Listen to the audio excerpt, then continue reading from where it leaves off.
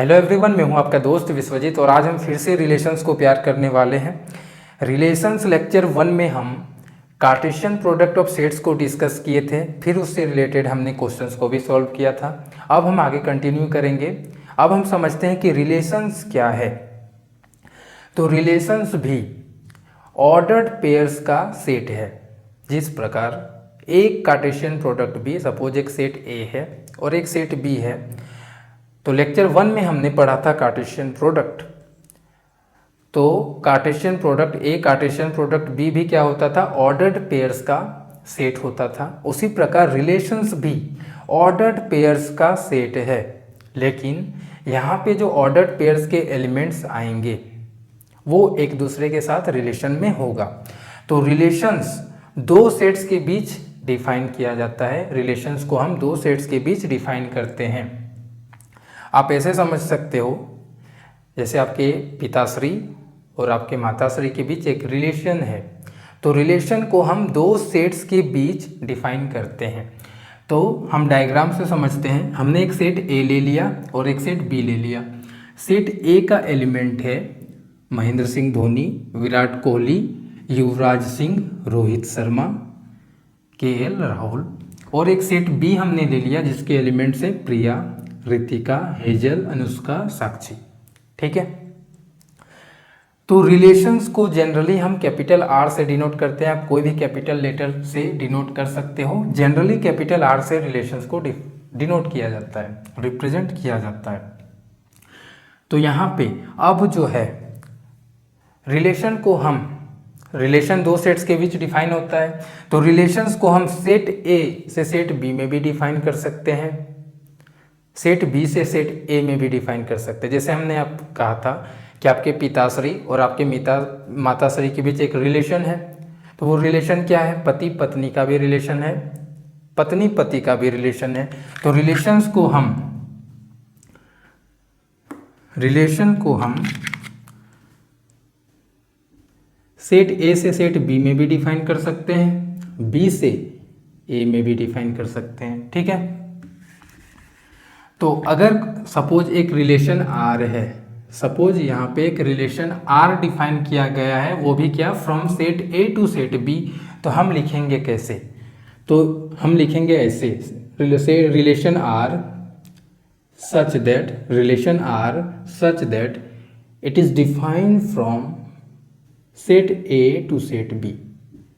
हमें ऐसे लिखना है। ठीक है। यहाँ पे एक रिलेशन आर डिफाइन किया गया है from set A to set B, तो हम लिखेंगे कैसे? ऐसे, relation R such that it is defined from set A to set B. Suppose हम सेट बी से सेट ए में भी रिलेशन को डिफाइन कर सकते हैं। तो सपोज एक रिलेशन हम ले लेते हैं आर डैश, क्या ले लेते हैं? आर डैश या फिर R1 such that it is defined from set B to set A। तो रिलेशन को हम सेट A से सेट B में भी डिफाइन कर सकते हैं, सेट B से सेट A में भी डिफाइन कर सकते हैं। तो यहाँ पे एक रिलेशन R डिफाइन किया गया है from set A to set B, और वो रिलेशन क्या है? पति पत्नी का रिलेशन है। यहाँ पे दे दिया गया है कि वो रिलेशन क्या है? हस्बैंड वाइफ रिलेशन है। तो हमने सेट्स चैप्टर में पढ़ा था, जैसे सेट्स को हम सेट बिल्डर फॉर्म में भी रिप्रेजेंट कर सकते हैं, रोस्टर फॉर्म में भी रिप्रेजेंट कर सकते हैं, डायग्राम से भी रिप्रेजेंट कर सकते हैं। उसी प्रकार हम रिलेशंस को भी सेट बिल्डर फॉर्म में रिप्रेजेंट कर सकते हैं, रोस्टर फॉर्म में रिप्रेजेंट कर सकते हैं, डायग्राम से भी रिप्रेजेंट कर सकते हैं। तो यहाँ पे एक रिलेशन आर दे दिया गया है और वो सेट बिल्डर फॉर्म में दे दिया गया है। ठीक है। आर एक रिलेशन है। तो यहाँ पे वो वाले ऑर्डर्ड पेयर आएंगे x, y। ठीक है। जहाँ पे x क्या है? बिलोंग्स टू सेट A है, एंड y क्या है? बिलोंग्स टू सेट B है। मतलब कि सेट A के एलिमेंट्स को हमने क्या कह दिया? x। ठीक है। x belongs to set A। और सेट B के एलिमेंट्स को हमने क्या कह दिया? y belongs to set B। Clear है? तो ये रिलेशन आर में वो वाले ऑर्डर x, y वाले ऑर्डर पेयर आएंगे। x क्या है? बिलोंग्स टू सेट A है, y क्या है? बिलोंग्स टू सेट B है। और रिलेशन क्या है, रिलेशन है हमारा x was husband of y, ये रिलेशन है। ये सेट बिल्डर फॉर्म में दिया गया है, ठीक है। सेट बिल्डर फॉर्म में लिखा गया है कि एक रिलेशन R है, इस रिलेशन R में वो वाले ऑर्डर पेयर आएंगे x, y। x क्या है, सेट A के एलिमेंट्स, y क्या है, सेट B का एलिमेंट्स, और x और y में क्या रिलेशन है, x was husband of y, ठीक है। तो इसमें, तो यहाँ से हम डायग्राम से समझते हैं, ठीक है। तो धोनी वॉज हस्बैंड ऑफ, क्या होगा, धोनी, इसका मैपिंग हो जाएगा यहाँ पे साक्षी के साथ, ठीक है, ठीक है। विराट कोहली यहाँ पे रिलेटेड किसी के साथ, अनुष्का के साथ। युवराज सिंह यहाँ पे हेजल के साथ, ठीक है। रोहित शर्मा यहाँ पे रितिका के साथ, और केएल राहुल का तो किसी का हस्बैंड नहीं है केएल राहुल, तो इसका मैपिंग हम यहाँ पे नहीं करेंगे, ठीक है। हम यहाँ पे वही एलिमेंट का हम यहाँ पे मैपिंग करेंगे जो एक दूसरे से क्या रिलेटेड हो, मतलब कि x was husband of y होना चाहिए। तो धोनी हस्बैंड है साक्षी का, विराट कोहली अनुष्का से रिलेटेड है, युवराज सिंह हेजल से रिलेटेड है, रोहित शर्मा रितिका से रिलेटेड है। यहाँ पे केएल राहुल क्या है, मैरिड नहीं है, तो हस्बैंड नहीं है, तो ये इसका मैपिंग किसी के साथ नहीं होगा, ठीक है। तो ये तो हमारा हो गया डायग्राम से। इसी चीज़ को हम रोस्टर फॉर्म में कैसे लिख सकते हैं, इसी चीज़ को हम रोस्टर फॉर्म में लिखते हैं।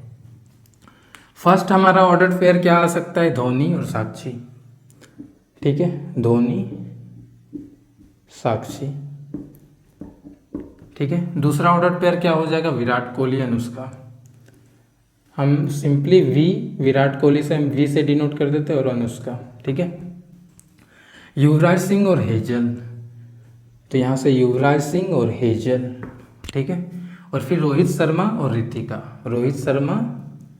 और रितिका, ठीक है, रितिका।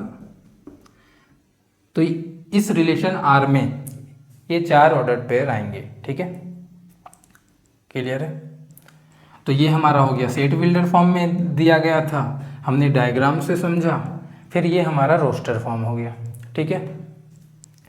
आप क्लियरली देख सकते हो यार कि रिलेशन आर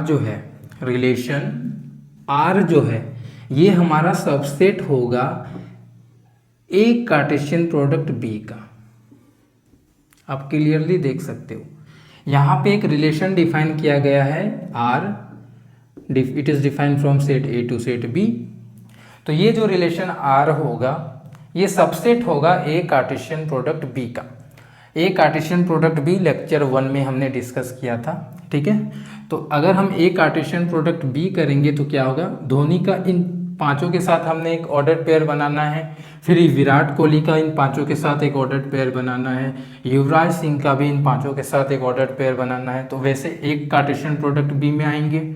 और रिलेशन आर में क्या है, सिर्फ धोनी साक्षी का एक ऑर्डर पेयर है, विराट कोहली अनुष्का शर्मा का एक ऑर्डर पेयर है, युवराज सिंह और हेजल का एक ऑर्डर पेयर है, और रोहित शर्मा और रितिका का एक ऑर्डर पेयर है। तो ये जो रिलेशन आर है ये सबसेट होगा ए कार्टेशियन प्रोडक्ट बी का।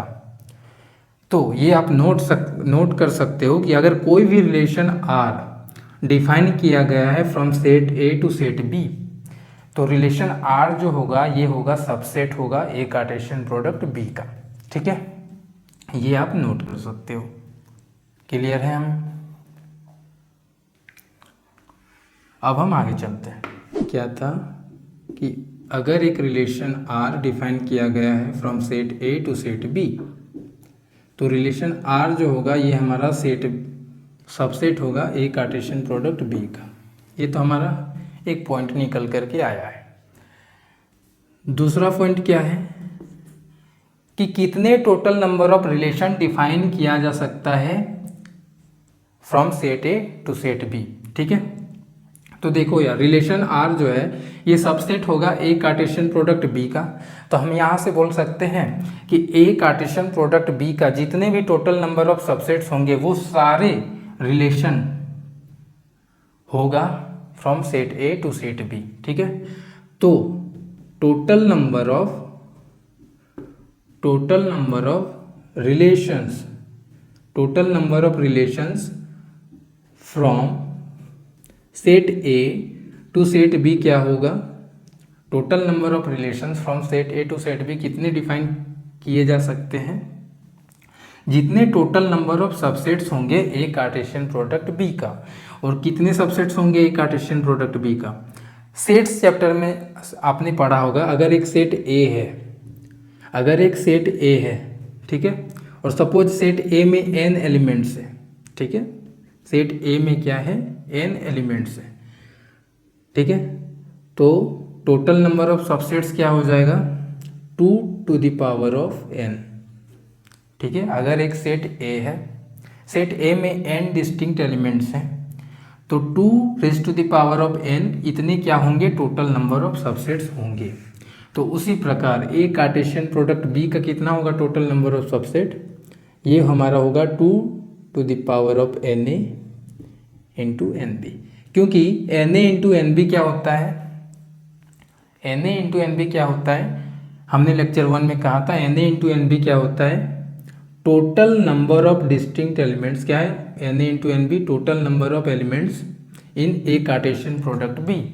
तो अगर हम 2 की खोपड़ी पे na इंटू एन बी रख देते हैं तो ये हमारा हो जाएगा total number of subsets of A Cartesian product B. और इतने ही क्या रिलेशन डिफाइन किया जा सकता है from set A to set B. ठीक है, तो ये हमारा सेकेंड पॉइंट आपने नोट कर सकते हो। ठीक है, आगे चलते हैं।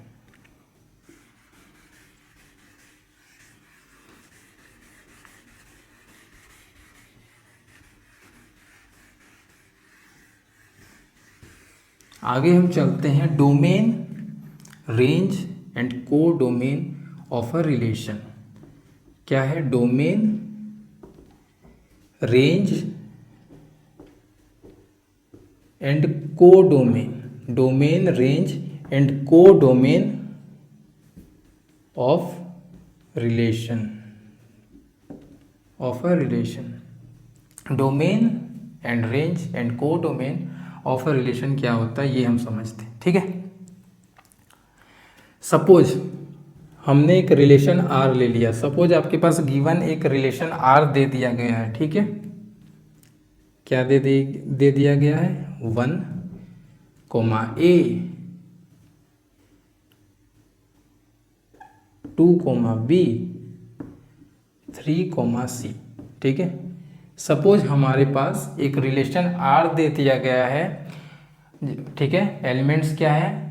1, A का एक ऑर्डर्ड पेयर है, 2, B का एक ऑर्डर्ड पेयर है, 3, C का एक ऑर्डर्ड पेयर है। तो डोमेन ऑफ आर क्या होगा? ठीक है, डोमेन ऑफ आर क्या होगा? देखो यार, ये जो रिलेशंस आर दिया गया है, तो ऑर्डर्ड पेयर का जो फर्स्ट एलिमेंट है, इसके कलेक्शन को हम क्या कहते हैं? डोमेन कहते हैं। ठीक है, इसको हम क्या कहते हैं? इसे हम बोलते हैं, फर्स्ट एलिमेंट को हम बोलते हैं, जितने भी ऑर्डर्ड पेयर के फर्स्ट एलिमेंट जो है इनको हम क्या कहते हैं? प्री इमेज कहते हैं। ठीक है, प्री इमेज कहते हैं, मतलब कि 1, 2, 3 यहाँ पे जो है ये क्या है? प्री इमेज है।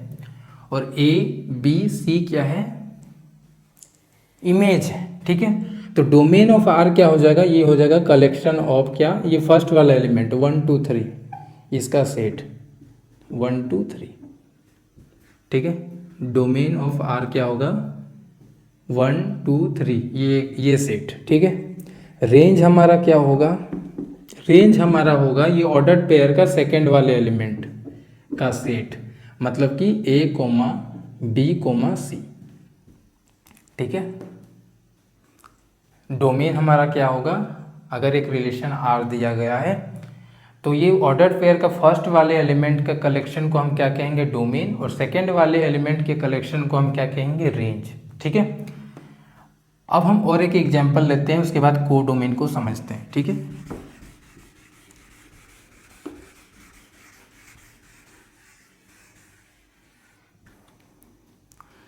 सपोज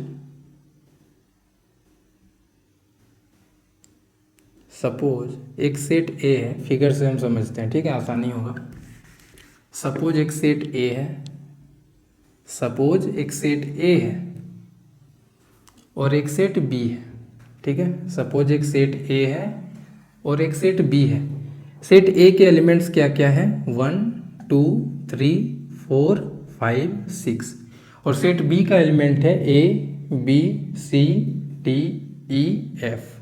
क्लियर है, एक सेट ए है और एक सेट बी है। एक रिलेशन आर डिफाइन किया गया है from set A to set B. ठीक है, 1 जो है, 1 का रिलेशन है ए के साथ, 1 इज रिलेटेड विथ सेट ए, वो एलिमेंट ए। 2 क्या है, बी के साथ। 3 क्या है, सी के साथ। 5 क्या है, ई के साथ। ठीक है, तो इसका मतलब हम अगर हम रोस्टर फॉर्म में लिखें तो क्या लिखेंगे, 1 कोमा ए का एक ऑर्डर पेयर, 2 कोमा बी का एक ऑर्डर पेयर, 3 कोमा सी का एक ऑर्डर पेयर और 5 कोमा ई का एक ऑर्डर पेयर। ठीक है, ये हमारा रिलेशन आर दिया गया है। ये सेट ए में जो एलिमेंट्स हैं, तो जिसकी जिसकी मैपिंग हो रखी है, ये एरो का मतलब क्या है कि मैपिंग हो रखी है। ठीक है, तो किसकी किसकी मैपिंग हो रखी है, 1 का मैपिंग हो रखा है, 2 का मैपिंग हो रखा है, 3 का मैपिंग हो रखा है, 5 का मैपिंग हो रखा है। तो इसे 1 2 3 एंड 5, 1 2 3 5 मतलब जिस जिस एलिमेंट्स का मैपिंग हो रखा है उसे हम क्या कहते हैं, प्री इमेज कहते हैं। क्या कहते हैं, प्री इमेज कहते हैं। और यहाँ पे ए बी सी ई को क्या कहते हैं, इमेज कहते हैं। ठीक है, मतलब कि 1 का इमेज क्या है, ए है, 2 का इमेज क्या है, बी है, 3 का इमेज क्या है, सी है, 5 का इमेज क्या है, ई है। उसी प्रकार ए का प्री इमेज क्या है, 1 है, बी का प्री इमेज क्या है, 2 है, सी का प्री इमेज क्या है, 3 है, ई का प्री इमेज क्या है, 5 है। तो यहाँ से और एक बार आप समझ सकते हो, तो डोमेन ऑफ आर क्या होता है, डोमेन जो होता है वो होता है set of all pre images. मतलब ऑर्डर्ड पेयर का फर्स्ट वाले एलिमेंट के कलेक्शन को हम डोमेन ऑफ आर कहते हैं, हमने जाना। तो फर्स्ट वाले एलिमेंट को क्या कहेंगे, रिलेशन में जो ऑर्डर्ड पेयर है, फर्स्ट वाले एलिमेंट को हम क्या कहते हैं, प्री इमेजेज कहते हैं। 1 3 5 जैसे यहाँ पे 1 2 3 5। तो यहाँ पे आप लिख सकते हो कि डोमेन, ठीक है, डोमेन ऑफ आर जो है क्या होता है, सेट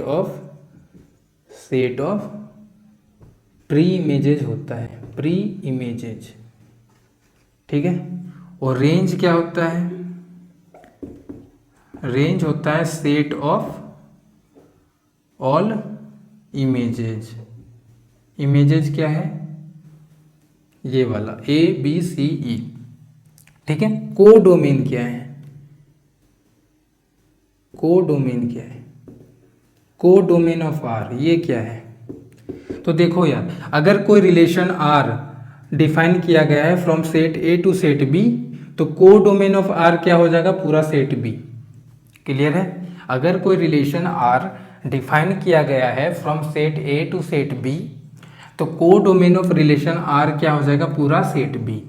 ठीक है, तो यहाँ पे पूरा सेट बी क्या हो जाएगा, कोडोमेन हो जाएगा। ठीक है, ये आप नोट कर सकते हो। डोमेन ऑफ आर क्या होता है, और रिलेशन आर अगर दिया गया है तो ऑर्डर पेयर का फर्स्ट वाले एलिमेंट के कलेक्शन को हम डोमेन कहते हैं, और फर्स्ट वाले एलिमेंट को क्या कहते हैं, प्री इमेजेज कहते हैं। इसीलिए हमने क्या लिख दिया, set of all pre images. Order pair के सेकंड वाले एलिमेंट को हम क्या कहते हैं, इमेजेज कहते हैं, इसलिए हमने लिख दिया set of all images. Codomain of R क्या होगा, अगर एक रिलेशन आर डिफाइन किया गया है from set A to set B, तो पूरा सेट बी क्या होता है, वो होता है कोडोमेन। तो यहाँ से हम तीनों लिख सकते हैं, ठीक है। तो रिलेशन आर हमें दे दिया गया है, तो डोमेन क्या हो जाएगा हमारा, डोमेन ऑफ आर क्या हो जाएगा, ये हो जाएगा set of all pre images, मतलब 1 2 3 5 का कलेक्शन। रेंज हमारा क्या हो जाएगा, range of R, set of all images मतलब कि ए बी सी ई का कलेक्शन। और हमारा कोडोमेन क्या हो जाएगा, कोडोमेन यहाँ पे हो जाएगा हमारा पूरा सेट बी, ठीक है। कोडोमेन यहाँ पे हमारा हो जाएगा codomain of R, codomain of R हमारा यहाँ पे क्या हो जाएगा, पूरा सेट बी हो जाएगा, मतलब कि ए बी सी डी ई, ठीक है। तो यहाँ पे हमारा domain, range and codomain of a relation clear होता है, ठीक है।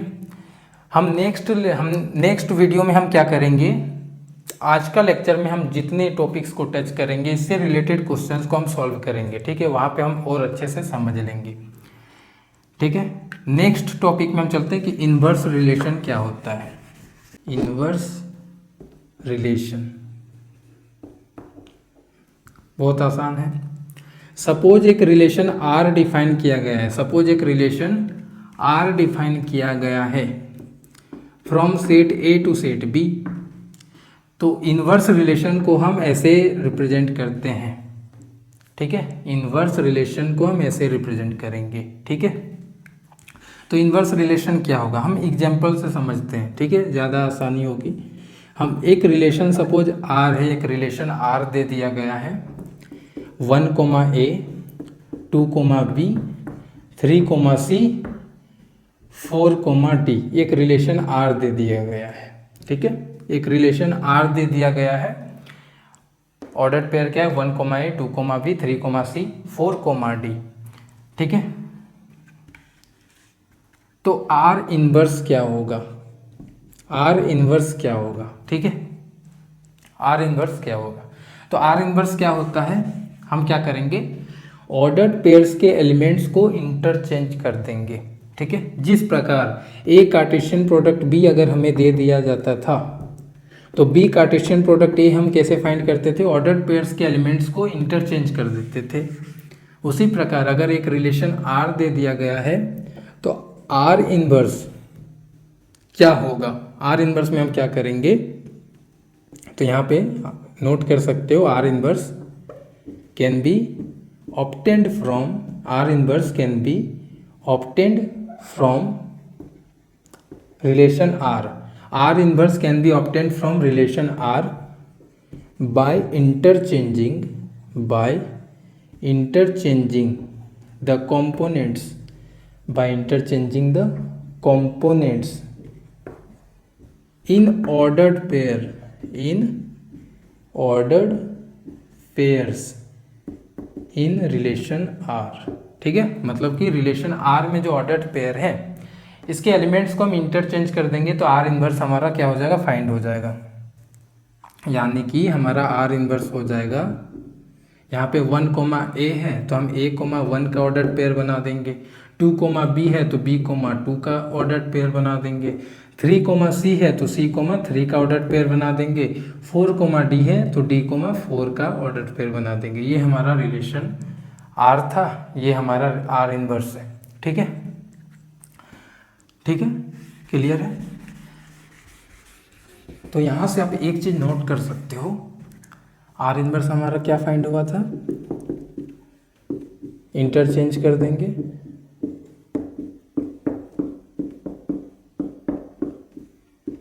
यहाँ से एक इम्पोर्टेंट पॉइंट्स निकल करके आया है कि जो रिलेशन आर है, तो डोमेन जो होता है रिलेशन आर का, डोमेन क्या होगा, डोमेन ऑफ आर क्या होगा, यहाँ पे डोमेन ऑफ आर यहाँ पे क्या होगा, set of all pre images, मतलब कि 1 2 3 4